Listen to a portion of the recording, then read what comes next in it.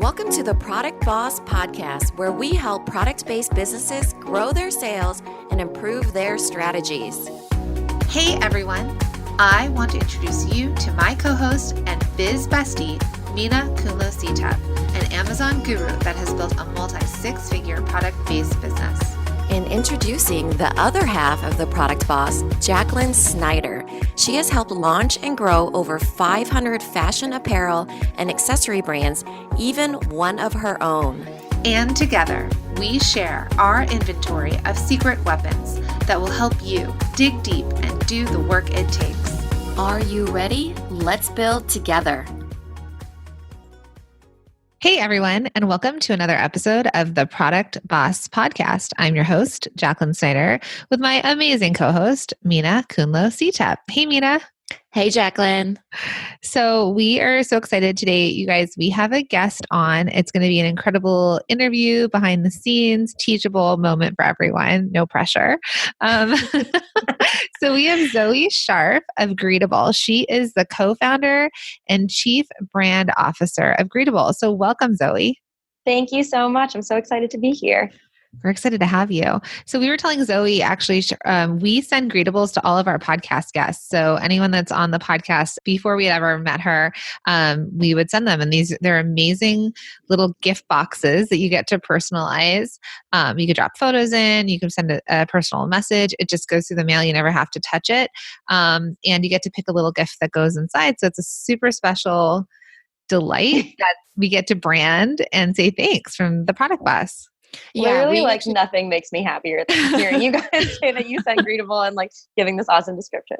So the thing that I love about Greetabl is that you get to pull the cards are corrugated, as I said, they separate. Yeah, perforated. Yeah. What's that word? Those specific ones.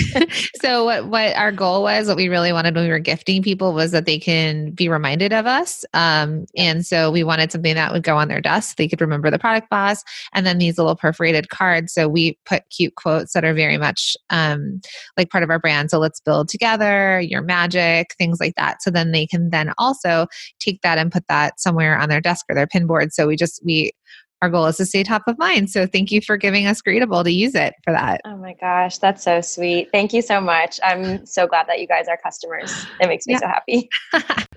Exactly. So Zoë, I know we've just been raving about you, but tell our listeners about Greetabl, what it is. Yeah. So, our mission is to help people connect with each other. So that's definitely at the core of everything that we do. Our product is just a really totally unique and easy way to send somebody something special that they'll always remember. That's really, what you guys said is exactly head on with the, you want to do something that's memorable, do something that people will hold on to, and give them something that they'll actually care about. And so we created the product to really be something that would fit what we call the gifting gap, where it's more than a card and maybe more personal and a little bit less expensive than flowers. So, it's going to be in that $20 to $35 price point, although we did add gift cards, which lets you kind of get up there if you wanted to send something a little bit bigger. But at the core, the product is kind of like a photo customized card, like Shutterfly or Minted, but we like to say it's on steroids because you can add your own gift, and the card is this patented design that folds up into a gift box and gets sent directly to your recipient. The gifts are super cute, like candles or candies, that kind of stuff. And so when somebody receives it, it just unfolds to totally reveal the message and the photos, and it's just a really great experience that makes somebody feel awesome. So how long have you guys been in business, Zoë? We launched the product in October of 2015. We messed around with it for a while before that. We created versions of it that nobody really wanted, but it saved a couple of years by just talking to customers in the first place. But the version that you guys know today is a little over 3 years old.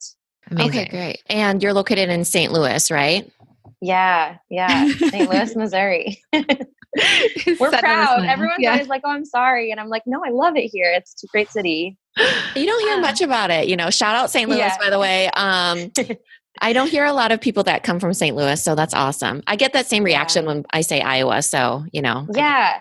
There's a little contingency of us here. We hang out. We all know each other. All the product people and e-com people are friends with each other. And there are a couple different startup community things that bring everyone together. And I feel like everyone's really supportive and I went to WashU here in St. Louis. That's how I ended up out here. Washington University in St. Louis is, I guess, for people who don't know what it is. And then it's like the people who I graduated with all moved to New York or San Francisco or LA. And so it's interesting because I got the chance to really compare lifestyles, and it's never apples to apples, but like I feel like it's just been a really, really supportive community here. Everyone wants to see us succeed, other startups succeed. We all work together on things. It's cheap to live here, so you can like extend your runway with a lot less money. You can do a lot more. So like tons of great things to say about St. Louis. I would always also love to be in New York. It's where my family is. So like one day, maybe I'll see you guys there, Jacqueline.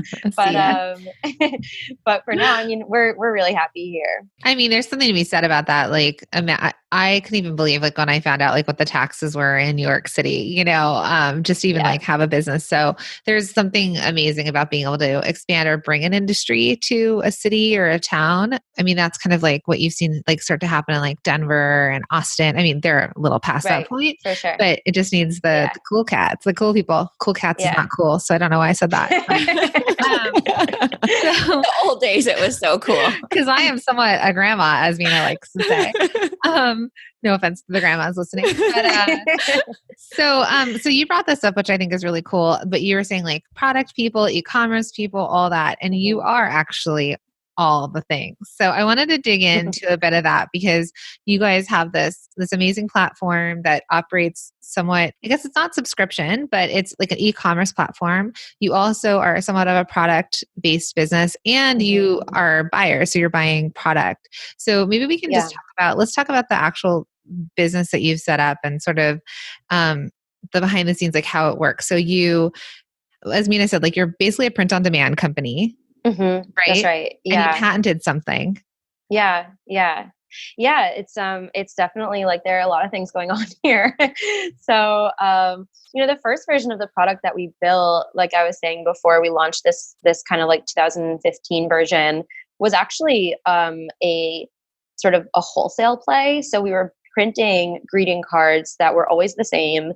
You would buy it flat, fold it up yourself, add your own gift that you'd buy on your own, and then mail it yourself. And what we found was that it was just so complicated for people to use, and they couldn't figure out how to fold it, what would fit inside, all that kind of stuff. And so we really decided, okay, we're an e-com company now. Everything's online. We're doing all of the work for you. We're going to fold it for you. We're going to print your photos. So yeah, you don't have a handwritten message, but like I kind of feel like printed photos are like the modern day handwritten message. Like the current currency that used to be like a note is now the photos, because we have so many on our iPhones and stuff like that. And so part of that also meant that we had to curate our own gift selection, which meant becoming buyers. And we had been to these kind of gift and stationery shows as exhibitors. And so it was so weird crossing that line and being like, I'm a buyer now, and like having a different color name tag and everyone trying to impress me when I used to be the one who was trying to impress everyone. And I was like, this is a strange dynamic. But yeah, because you're trying to build your own product. We have our own, manufacturing facility. They're doing a great job for us. They're here in St. Louis. And we do make some of our own products, but we love working with makers. So, I mean, one of the big things that we love getting out of what we do and being buyers is that we don't really work with like the massive companies for the most part. We're working with like people who, here locally, there's this company called Big Heart Tea Co. And I've known Lisa, the owner of it, forever. And I watched her tea company grow. And as we grew, we were able to give her more business and help her do better. And like watching those stories of these makers and these people expand and grow and get better, it's like totally awesome to watch. So from my perspective, it's like being a buyer is just this great experience because you get to like grow with other people and really share that experience with them. Yeah. And you actually collaborate with illustrators too, right? Right. Yeah. Yeah, exactly. So yeah, there's like all of the vendors that make our gifts and then all of the illustrators that make our designs. And lately we're actually working with a lot more greeting card designers too, who are going to like start adding some more like sayings and stuff to the boxes that are more in that greeting card style. But it's really cool. Like we have a couple of designers like Zoë Scharf, who does a bunch of our designs. She and we've been in touch for years, and she is just like dream to work with. She's totally understands the brand and makes the greatest stuff because she's so talented. And one of the things that she told me on the phone one time was that like, as a result of working with us, she got picked up by like some stuff at Anthropology. Like I can't remember all the big, big names. And I was like, That's so cool. Like the fact that we might give you some more exposure. I don't know if like, buyers are looking at our site all the time, but we do have like a ton of ads that we put out on Facebook and Instagram, a ton of social organic stuff that we do on Instagram. And so everywhere we can, we'll try to give people love and credit and that kind of thing. And I mean, really, we're hoping that it's like an extension, kind of like a ripple effect where the people who we partner with have great experiences with us because, yeah, we're like buying product from them and buying designs and stuff, but like also hopefully it's helping them grow. Yeah, I love that so much. It's basically the reason why we wanted to have you on here is to really talk about how you guys have done that customer experience. And that's from the front end and the back end. With all the people you're working with, the customer experience with them, which would actually be like the vendor experience, is amazing. Plus, as being consumers of your product and giving to our own clients, we've been through your funnel, let's say, and it's amazing. The touch points, everything, it just makes you feel so engaged and so special. And you're like, people get the brand instantly. And that's really hard to convey in Facebook ads and little here and there connections, Thank you so much. That's so sweet of you to say. So I'll just tell you how, because I think I must have found it through Instagram. I think I saw your video like unfolds of the box. I think it was like unfolding and closing back up. Which is good that I remember. That's maybe, I don't know if that's right, but no, that's almost definitely right. The unboxings are popular. And I remember going on the site because we were trying to find something that was easy where we didn't have to hire an assistant to send gifts. And that was something we could almost somewhat automate in a way. And then when I went on, I didn't know what I was doing. And I love the fact that you guys had the chat box when I got on. So I had questions. And so I was asking the questions. I think I was asking like if I could do my own design, like, product boss stuff all over the place. I don't remember what it was specifically, but I was asking questions and she was amazing, whoever answered. And then she actually offered me, I think, 10% off my first order or something. Like, so it was a straight up offer. Yeah. So I think I tried it. And then you guys had this whole funnel where that was like, okay, and now you become, I forgot the word, like the VIP section of it. An insider, which I fell into that funnel. And I told Mina, hey, by the way, we're now insiders, so we have to use Greetabl. I remember getting this text message being like, hey, can I spend this money on this subscription for these gifts? And I was like, okay. we get free shipping. That's so funny. And then it brings us back, right? So now it's like we said to you when we started, we're not sending you a Greetabl. But we have the ability to do that. So tell us, let's just talk about that customer experience because a lot of my listeners have their own online stores. And I know that if they're just doing this themselves, it's hard for them to be all the things and do all the things. But tell us a little bit about this like customer journey and path that you take people on when they find you, the interaction. And then I think I've heard you talk about people who engage and buy and how you continue to engage with them versus people who don't necessarily, maybe they buy one time or they kind of ghost the platform. Right. Yeah. Yeah, no, totally. So, we try to think of everything as a funnel. I mean, obviously what we're trying to build is, brand new in the world. Like nobody's ever, that as far as I am aware of, built this kind of product. And if they did, well, we got a patent on it. So I think that they haven't. But like, I think that there's a little bit of education required at the beginning. And so the fact that you said that you saw one of these unboxing videos on Instagram makes a lot of sense because that's what we use to be like, hi, hello, we're just like letting you know that we exist. This is kind of how it works because we do need to walk you through that funnel or that process of how the Greetabl, like why it's different, why it's interesting. And I think that's the case with any product, right? It's like, why are you different? Like make that known from the beginning and just kind of say hello and don't be like too salesy right off the bat, right? Because it's like people aren't ready yet. They want to meet you. There's like a introductory period. And then those people are just so opposite from like an insider who knows exactly what we are. They don't want to be told what Greetabl is or how it works. And they'd rather be reminded of like, oh, okay, yeah, I have free shipping. Let me not forget to use this. Or like, here's an upcoming holiday. Like I should really want to know the timeline to get this there on time for, Mother's Day, Valentine's Day, whatever it is.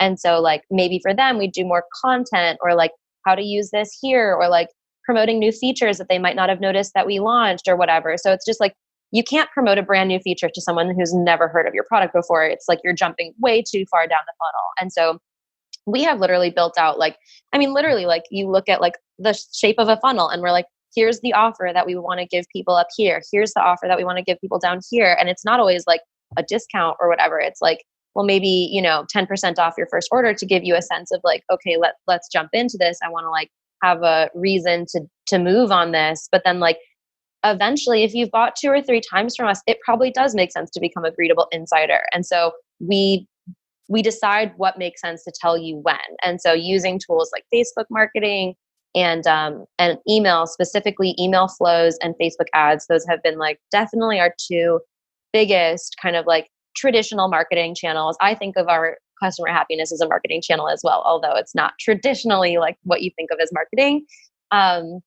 Using those things, you can get really targeted and specific about like, show this to people who have bought once, show this to people who have bought once, but it was over 5 months ago and they like haven't been around for a while.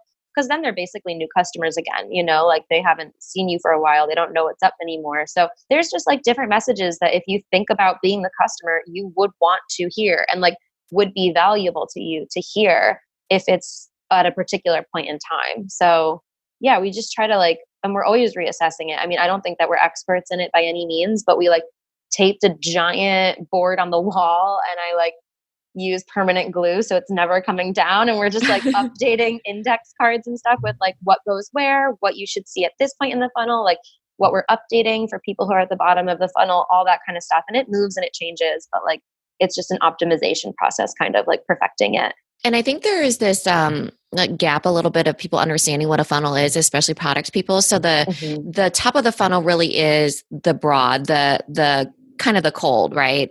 Exactly. And as you get further down, it's where the purchase point is the warm. I think it's hard for people to picture that funnel because it is a funnel, but it's more like cyclical. It's like a circle in my right.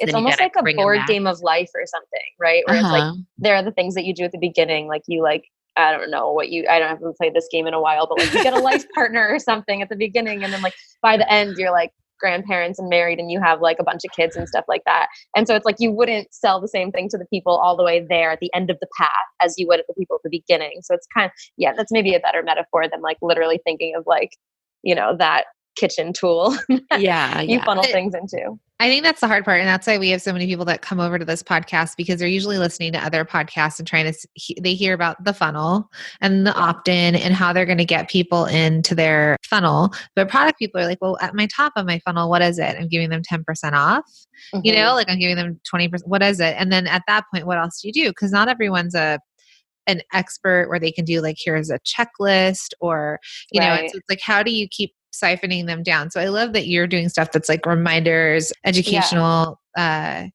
the reminder thing is a huge thing, especially like in greeting cards, like don't forget Mother's Day is coming, get your orders in. But what would you say, since you're, chief brand officer, but what would you say, what would you give advice to like other product entrepreneurs of how to leave people like that cold part? So it's about education of maybe of the product. And then how do you start to pull them into that funnel?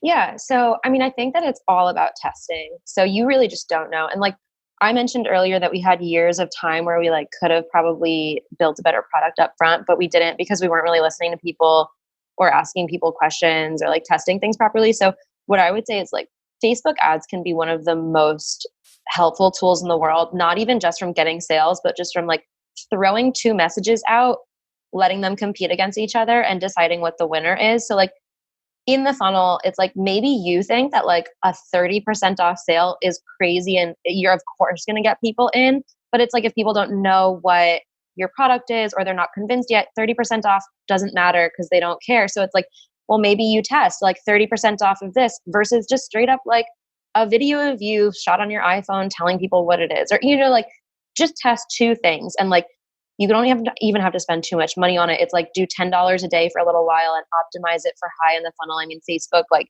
needs 50 conversions of something. I'm getting a little specific, but like Facebook needs to see 50 conversions before it feels like it's really learned something.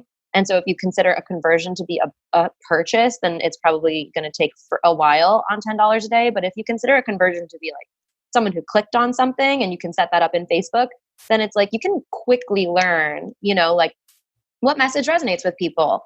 And then, okay, you have one winner out of those 2. That money, even if it didn't really get you that many sales, went towards like product research basically at that point. And so you know what's working best, what's resonating with people. So you can like quickly throw things out, or you can test like 7 messages against each other. You just might need to give it a little more spend in order to like actually learn something from that. But Facebook will optimize it and people will click And you will just learn from like actually people, clicking or not clicking rather than just assuming. I just think that's like one of the biggest lessons that I've learned over time is just not to assume that I know what people want or how they want to be talked to, because you are too close to the product and you just know the brand way too well. And someone who is actually cold to the brand and doesn't know anything is the one that's going to teach you the most. Yeah, I love that so much. Do you mind if we go into like, let's see what 7 types of different messages are? I like how you said it was, this versus that. So what are some other messages that people could do? Because I think it's hard to come up with because you're so close, right? Right. What could work? Is it the % off? Is it buy one, get one? Is it, send something to a friend? And I think this tends to be industry specific, but can you give more examples about that? Yeah. Yeah. And so like the examples I'll give would all be top of funnel. They might be really different for people who are like engaged or have bought from us before and that kind of thing. But at the top of the funnel, it's literally just testing like the words. I mean, you might not want to get so specific that it's like one tiny word changes, although we have done that before and it's like not that telling. But like, so for instance, I think something that's kind of trending right now is like a long, heartfelt message in your ad. And it's like from the founders or something like that. So we've tried that. And it's like a long message from me about why I built Greetabl and like what I thought, was missing in the market and why I needed to make it happen. And then we tested that against just like meet Greetabl, like personalized gifts. You know what I mean? Like 10 seconds. Literally like 4 words or something. And that's what ended up winning. And it's like, so those would be 2. And then there's also just like, one could be like gifts as unique as the people you're sending them to, or like send your bestie some love. That one did really well for a while for us. And things like go in phases in and out too. Right now we're big on like talking to and building tools for creative professionals. So the fact that you guys are using it for business purposes is like exactly like where we're kind of moving. We found that so many people are using this who are wedding photographers, who are marketers, freelance designers, who have their own clients and want to send them a thank you, want it to be totally personalized, want to show that they're like brand conscious and like really, like trying to make them feel special. And so for those folks, we're using a lot of like new software. We're building a lot of new software for them. So like saved templates or like literally tomorrow or like, we're kind of rolling it out. We're launching something called Insider Pro. So it's like the professional version of Insider where we're going to have like more of a, like you can make your own custom design on the outside of the Greetabl. You get free shipping. You get That's all I wanted. Would you like some beta people to test that out? Totally. So, I mean, those people we'll talk to a little differently too, right? We'll be like, your clients deserve something special or like stand out from the rest of the people that you're competing against or, I'm not the copywriter. So obviously like that could use some work, but that kind of general idea where there's like no bad idea. And sometimes we'll just test something that's like way wacky and way out there. And it almost like doesn't make sense, but we're like, it's worth testing. I'll put a couple dollars behind that test. Like I'd like to know if this crazy idea would work. So we'll do that a lot with different visuals and copy. Even like the use of emojis, right? Yeah. Emojis, no emojis. We do those tests in our email subject lines a ton. And for a while it was like emojis were winning by a long shot. And now we're back to like not emojis are winning because maybe people are inundated with emojis. I don't know. At least our customers, I don't know. But like, yeah, we do those tests a lot in email too, for sure. Maybe it's when the Emoji Movie was out. Oh my God. No, yeah. I think that everything's cyclical, trends and stuff like that. So people are probably like, oh, it looks like one of those emails. Right. Versus like a real email. Yeah, for sure. I think that could be it.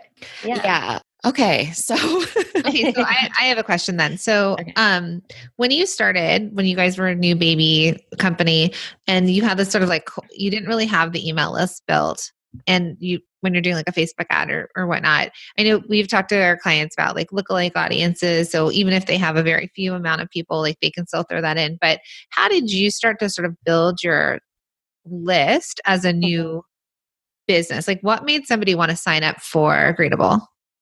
Yeah. So I would say that like the main thing was pretty simple, but it was just kind of like sending a lot of traffic to our site that was very targeted and catered. Like, we were using interest groups of people who we thought might like things that would also like Greetabl. So like, if you like Hello Giggles, you might like Greetabl. Or if you like, Sugarfina, you might also like Greetabl. And so we would target people who like those things, send them to our website with the goal of them buying. But we had a like an email capture that pops up right away. You've seen them on like so many websites, but it was just like, I think we even tested like 10% off and 15% off and 20% off.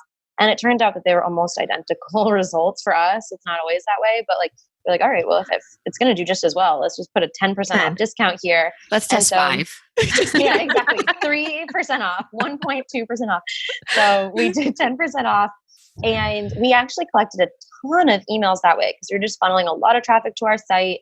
And I know that email capture doesn't work as well for other people sometimes, but like, I don't know. It for some weird reason has been how we grew almost our entire list. Like we have almost 300,000 email subscribers, and they came mostly from that email capture. We've done a couple of like giveaways with other brands, or like, like lead magnets and stuff like that with other brands that will collaborate like on content or something. But I would say that like 99% or 95% has been just that email capture and sending traffic to the site.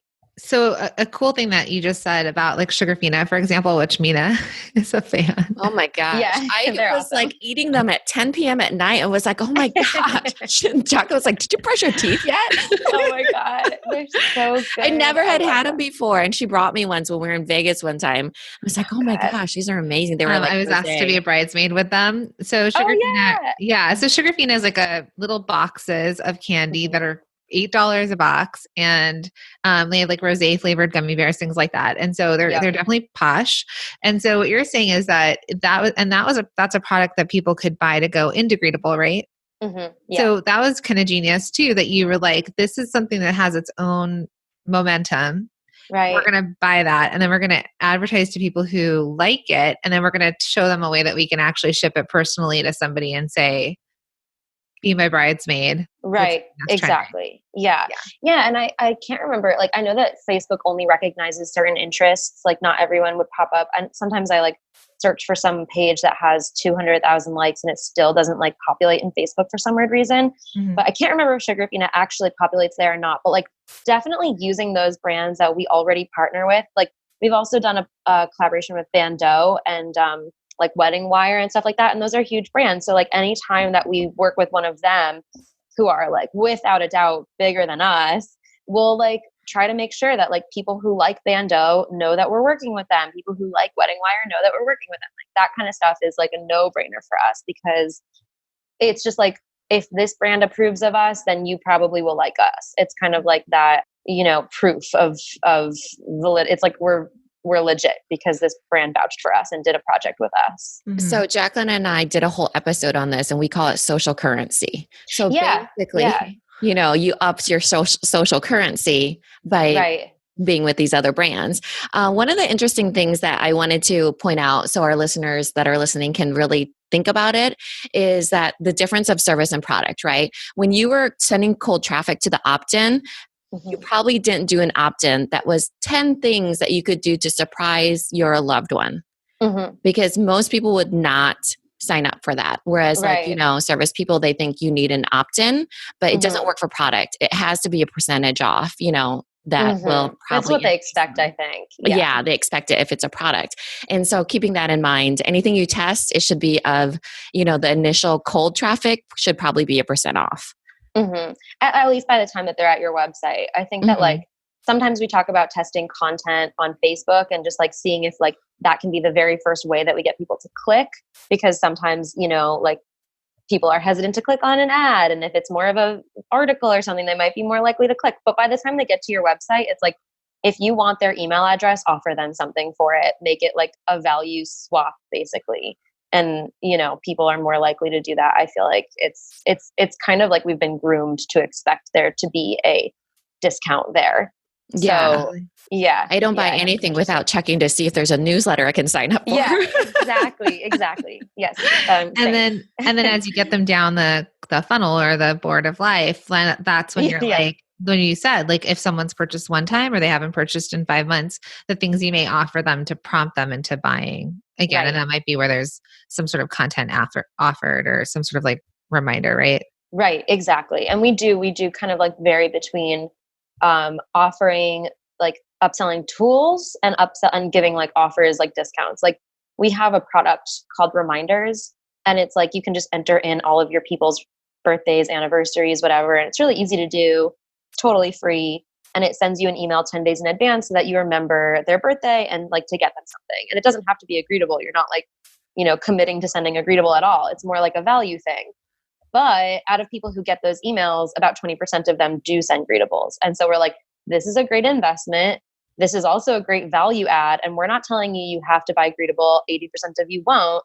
But like, I'm happy to upsell you on this free tool that just adds value. And honestly, like, this is sort of embarrassing, but we had built this tool out and I only had like bogus info in it because I was like testing it so much.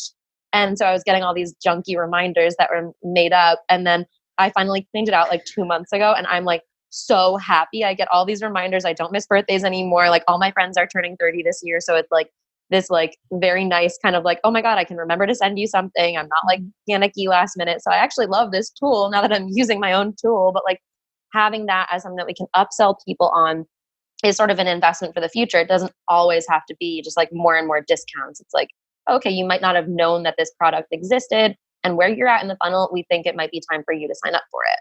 Like that's something that you might find value out of. Yeah, so smart. It's kind of what Jacqueline teases me about is that I make Alexa. I won't say her name. I make her into my virtual assistant basically because I like that instant, she's helping me, remind me of stuff. I have prompts set up. So when my kids say, good night to her or, whatever, she tells them good night. She tells them to brush their teeth. I don't do any of that. So that's amazing. Oh my God. So similar. Wake them up in the morning. Yeah. And they're like, you were a good girl. She's like, you were a good girl, Layla. Oh my God. So robotic, but she loves it, That's and amazing. So similar. I would love to get those reminders. And I'd be the 20% for sure. Yeah. It's helpful. I mean, it's just like nice to remember. And like, my sister's birthday comes up sometimes. I don't usually send her greetables anymore for her birthday because, like she's gotten a lot from me and it might be a nice, like a surprise every now and then, but I get those reminders and I'm like, awesome. What does my sister want? I'll buy her a sweater or a watch or something that's a little bit, that's just like where we are in our lives now. I know a lot of people like have different varying price points and stuff, but like, it's still just nice to get that reminder.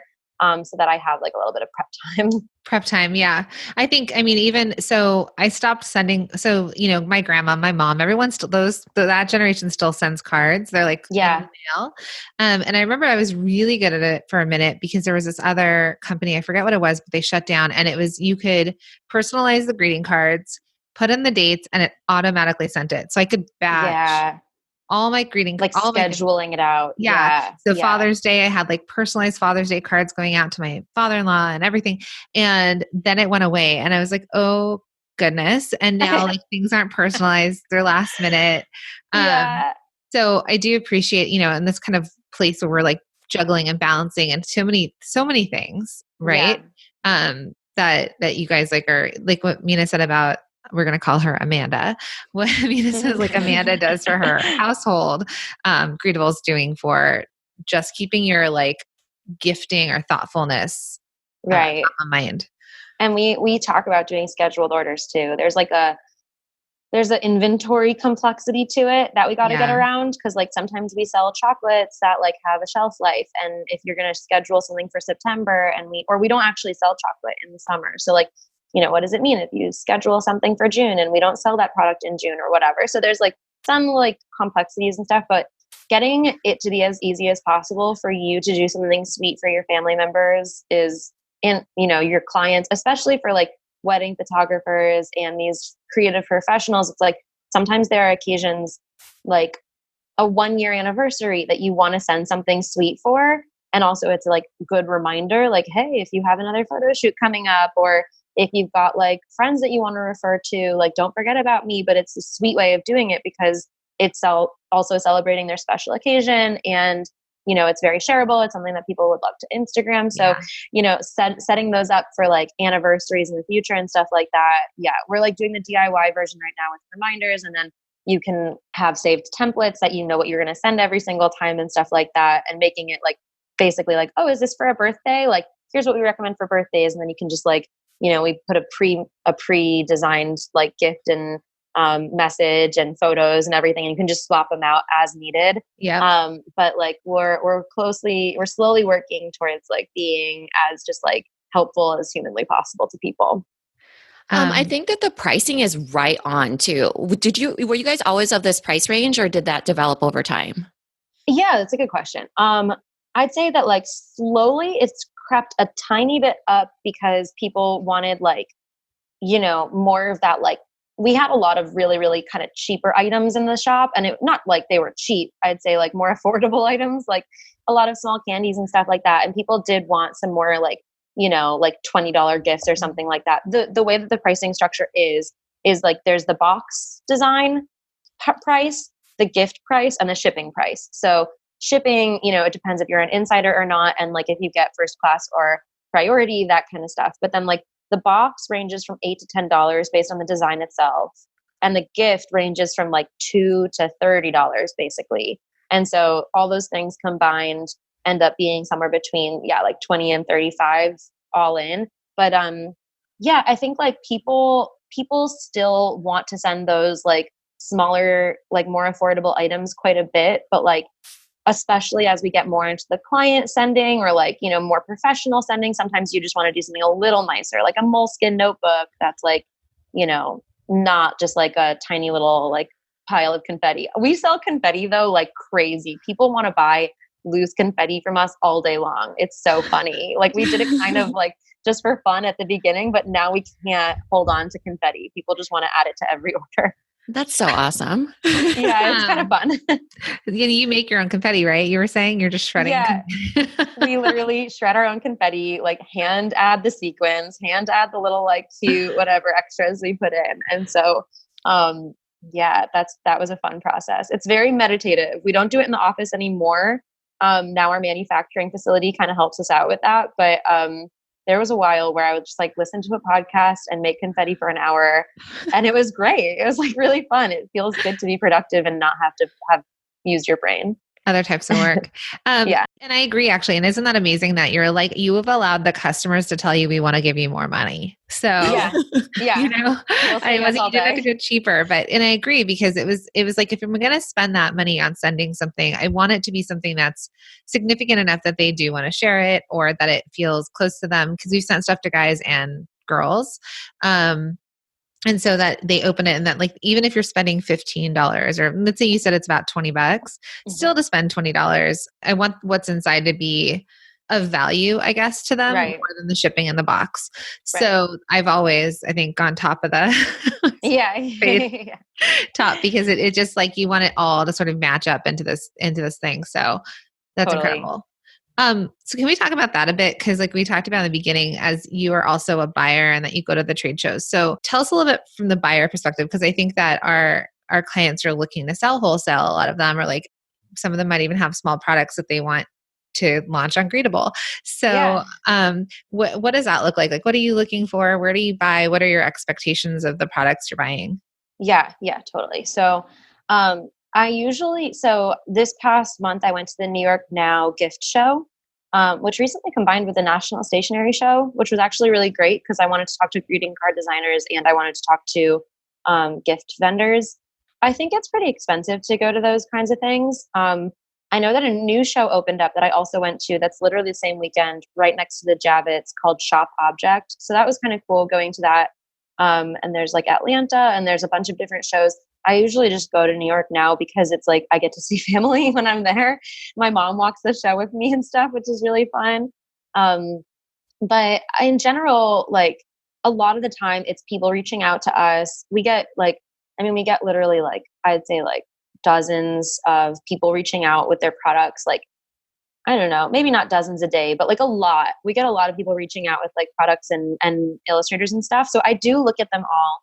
And usually try to like get back to everyone. We don't always take them, but like that's definitely a way to get in front of us. And if the product is an easy fit, like we usually look for things that are like, first of all, easy to explain and understand because our product itself is a bit complicated. So there's like not much room for like a product that like, sometimes it's like oh, this is a foldable towel that when you unfold it, it turns out it's also a canvas bag. And you're like, cool. But like, no, that's too complicated. Like our product is complicated. There's no more room for complicated here. So we go for kind of like simple products that really match the brand, match the price point. And then like, it sounds obvious, but finding things that fit in this damn box is like the bane of my existence because the box is 3 by 3 inches. So it's really small. So I go around these gift shows and I'm literally like carrying around a 3 by 3 inch box and like throwing everyone's products in. And like people who have heard of Greetabl are like, oh, that's cool. But then people who haven't are like, what are you? Like, why is this happening? So I'm like, I have a size constraint. And they're like, okay. So and probably a weight constraint somewhat too, right? Yeah. Yeah. Especially because USPS is raising their prices every year. They just did last month. And it definitely is like something that's over, I can't remember, like 7 ounces or 4 ounces, I think. It's like suddenly our shipping's going to go way up, but we'll still sell it, but it might just be we might have to add some room to the gift cost, right? In order to accommodate for that. But yeah, so it's definitely a lot of people reaching out, going to gift shows. And then also I do some independent, I just like do research. If I have a pretty specific idea of like a candle that I want, or it's Mother's Day coming up or something like that, I might know that I want to do this for mom, like some bath product for mom or something like that. I'll go and like search around the internet too. And we rely a lot upon our vendors that we have great relationships with. Some of them have we work a lot with Sugarfina. So we do like a bunch of different SKUs with them. And sometimes I'll reach out and be like, hey, can we do something a little bit more custom? And I know that they can work with me on that. So we do that. And I just started like browsing around Fair, which I haven't really like done a lot of before, but I love that they're net 60 and I love that they like are one easy curated place for everyone to be. So I expect that we'll probably like get a little bit more into Fair, although our process is very like submitting a PO and then like, there's like a lot of like processes involved in like ordering for us. So I'm not typically like buying from a wholesale portal, but I'm open to it and definitely going to like explore it more. But at least it's kind of like you walking a gift show. So we've actually in the last week, I swear, like 5 different clients have signed up for Fair. Yeah. And so it's the same thing. Like if they can't afford to go to a trade show, if they don't have a rep or a buyer, Right. or they don't know what they're doing, if they're there, people like you're sort of searching. Right. And then if you really needed to do something off the platform, I'm sure you could figure that out. So let's just talk about that ending up in your inbox. Because when I used to have an accessory and I was in the same showroom as Bando. And so cool. this is like 10 years ago. Wow. They were definitely bigger than I was and they're bigger now. But our rep at that point, I don't know if she still is, but she was like, you bring me a physical line sheet. If you send a sample, you're going to send a physical line sheet, and like how to stand out in people's inboxes. So what would make you sort of open up an email, or because like you said, I tell them all the time, they get all these people always inundating them. So what's going to make you actually pay attention to that email versus be like, oh, no, not going to work. Right. Yeah. I'd say that like, maybe so like one thing that people do that I think is a mistake is that they just send me like a giant catalog and a lot of the things don't fit in our product or like, are just like too big or don't really make sense.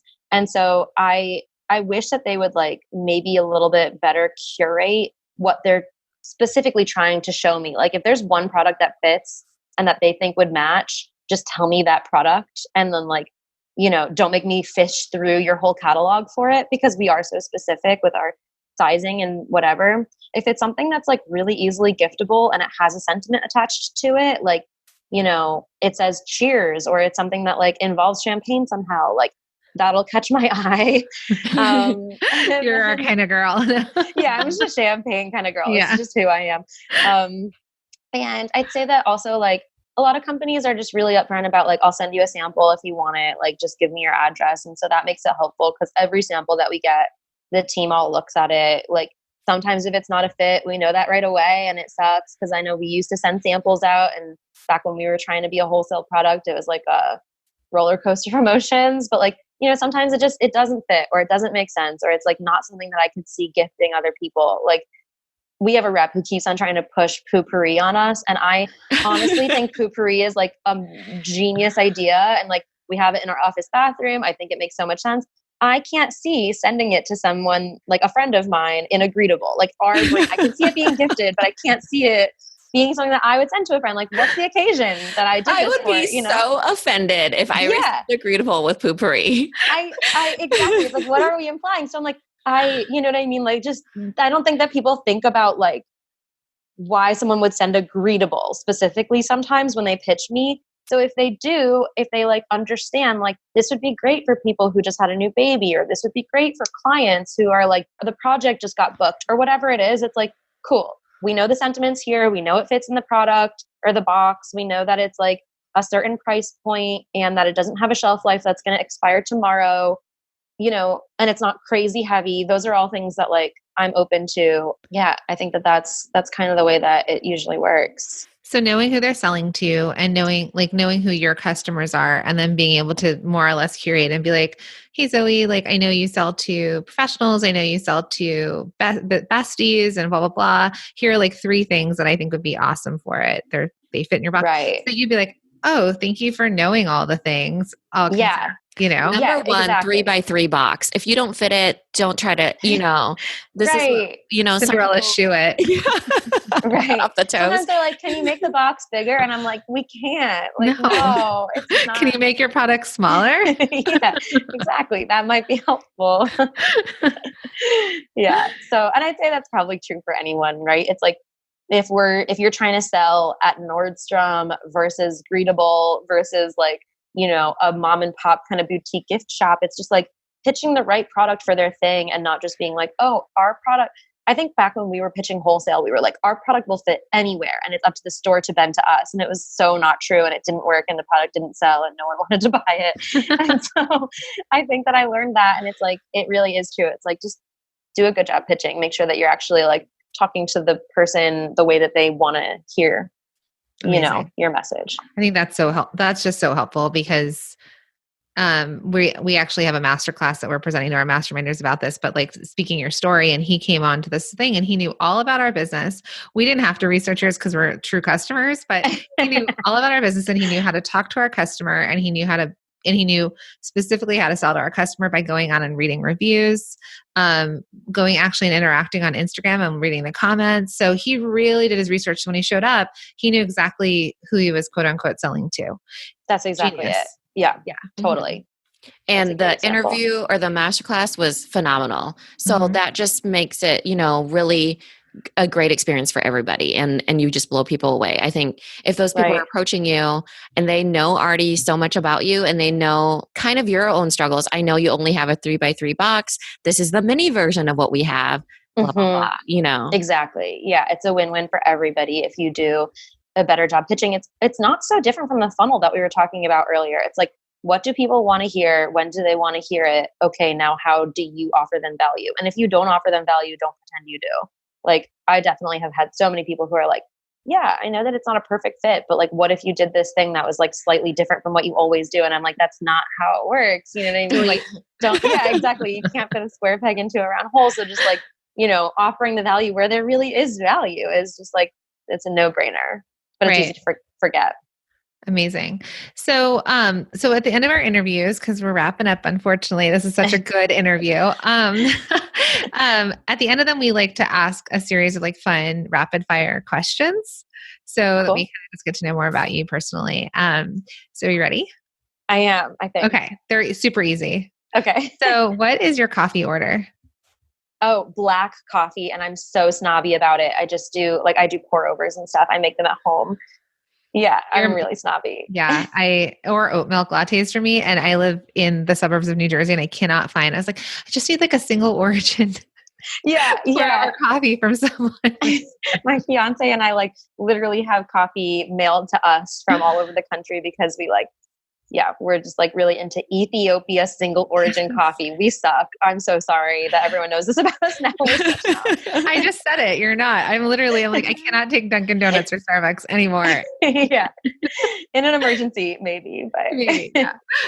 Okay. So what is the favorite thing on your desk? Oh, well, actually, so I just got engaged like a couple weeks ago. And thank you. My fiance did it by sending me a box of, he actually had a Greetabl from 5 years ago, the first day I ever met him, when we had that junky product that I was kind of telling you about earlier that we were trying to wholesale. I gave him a Greetabl and he held on to it. And that was part of what he used to propose. So like there are like components of that proposal, like a little picture of us and stuff that I have on my desk. And so it's really, right now it's kind of like the height of being really pumped about that. I'm sure it'll That last, but is amazing. So sweet. It is Thank super, you. super sweet. Can you imagine having to save like your old website from 5 years ago and stuff? Oh my God, that'd be like a haunting thing. I opened it up. I was like, what is this? This product is like so old. And then I was like, oh wait, what's happening right now? This is like, Small box. yeah, this is a greetable from 5 years ago. I think this is the greetable I gave Evan 5 years ago. Yeah, it was crazy. Oh, he's just as thoughtful as you. That's amazing. Yeah. I love that. Okay, so finish this sentence. When I pick up my phone, Oh my God. I think I'm pretty addicted to Instagram. I usually do Instagram stories. I'm really into those. So I would say, yeah, check Instagram stories like way too quickly, like first thing in the morning. Side note, ask you a question. Are you doing the Instagram stories for Greetabl or for your personal page? I do my personal page. Yeah. Okay. Ashley is in charge of our community and she does all of our stories and posts on our Greetable Instagram account. And she's awesome. We love her. Okay. I used to, and I feel like it's been like 2 years almost since she started working here. So I haven't done it since then, but I kind of miss it sometimes. Okay. Just curious because sometimes people balance between like what's where. So thank you for adding in that side note. Yeah. Okay. Next question is, you wish you knew how to? Oh my gosh. Read minds. First time we've gotten that one. Oh man. That's a good one. I do. I wish I could like know. I mean, there's just so much like product stuff that I would get better at, and like, you know, the ability to market to people would be good. I would try to use my powers for good for the most part. Yeah, but there's a lot of like more tangible stuff that could actually happen in reality that I probably wish I could do. Like, I wish I could code. I definitely like, that was one of those things that I always wanted to do. And I thought about signing up for classes and stuff like that, but I'm a graphic designer. So my skills end at like Photoshop, and then I have to pass off the design to someone else. But it would be cool to be in charge of like, to be able to make something on your own from scratch like that. Totally. So what was the last show you binge watched? Okay. So actually we watched Newsroom, which is pretty old, like all in 1 week when Evan and I had the flu. Oh my God. Yeah. Aaron Sorkin. So smart. I loved that show. And they're thinking about bringing it back. So I am really crossing my fingers on that one. I love that. Really good. Yeah. Okay. And then I don't know if you have a business card, because this is where we're starting to like age out of what people this question. We got to delete this question at some point. After her, maybe. What should the title, maybe it's like, what does it say in your signature? So what should the title email signature and your email signature actually say? Oh my God. It should probably say like Zoë Scharf does a little of everything. Like, yeah, I think, I've gone so back and forth over the years of like what my literal job is at Greetable. Like it's gone from design to like product to merch to like purchasing, and now a lot of marketing. Like I'm running all of our Facebook campaigns, and I don't know. Yeah, it's definitely a little bit of everything. I guess if it wasn't like a job title, it would be Zoë Scharf compulsively organized. That's awesome. Yeah. And then do you have an alter ego or stage persona? So if you have to like get in front of board members or getting on a podcast, is there anything you have to kind of do or be? Yeah, I think I'm like, I have like both introvert and extrovert personality, sort of like I could swap between the two. And I think definitely I can turn on the extrovert. Whereas a lot of the time I actually really love being social, but then after a point I need to like curl up in a ball at home with my cat. And I think I sometimes call upon the extrovert Zoe more often than she really is like available. So I push it sometimes. Love it. I feel like that's so me, but not my cats, like my kids. Yeah. If they're being good and quiet. Yeah. Leo the cat never really talks to me or needs much from me. He just gives me love. So I really appreciate that about him. But yeah, sometimes it's just nice to like chill and do nothing and like not even watch a show, just like sit, hang out. Yeah. Yeah. So last question, Zoe. We like to say that entrepreneur years are like dog years. So you learn a lot very quickly. What would you tell baby Zoe when she was first starting Greetabl? Oh my gosh. I think it would be to focus on one thing at a time. I mean, that's totally impossible when you're doing everything, but like when we first launched, we're trying to do so many different like channels of revenue. There was the wholesale channel, there was the corporate channel, there was the e-com channel. And eventually it was like, we just had to do one at a time. You can't do a good job at a lot of things. And I know that like, I still am doing a lot of things, merch and, our marketing and content and brand and everything. But like, I feel like you can do a much better job if you're going in one direction instead of a billion directions. And so being honest with yourself and focusing on just one thing at a time, you can always get better at other things later. But if you don't get good at one thing first, then you'll never be able to expand into other things at all. So there are just a billion opportunities in front of you. People hear about Greetabl and they're like, that should be at weddings. That should be this or that. And I'm like, yes, agreed, but not right now because we have to get good at e-commerce. And for a while that was like just talking to consumers. Now it's talking to creative professionals too. See, we get to expand eventually, but like we have to say no to a lot of things in order to be good at the ones that we say yes to. Yeah, such good advice. Okay, well, thank you so much, Zoe. Can you tell everybody where they can find you or Greetabl? Yeah. So Greetabl doesn't have an E at the end. It's like also the bane of my existence. That and finding gifts that fit in 3-inch boxes. And so it's for ours, it's the in the beginning of Product Boss. Oh yeah. People can't get over it, but like it's not their fault. It's just, you think that a bull would have ABLE at the end, but it doesn't. It's GREETABL everywhere, like on Instagram and Facebook and I guess Twitter, but we don't really do that. And then I'm just Zoë Scharf. So that's my name everywhere, ZOESCHARF. So say hey to me. Thanks, right. Zoe. This is incredible. Thank you so much. Thanks so much, you guys. I had a blast. This episode is over, but it doesn't have to end. Head over to our Facebook group, search for the Product Boss Biz Community, or the link is also in the show notes. Come connect with other product bosses just like you. We'll see you in there. If you love the Product Boss podcast, we'd love for you to subscribe, share, rate, and give a review on iTunes. Until next time, Product Bosses, let's make it happen.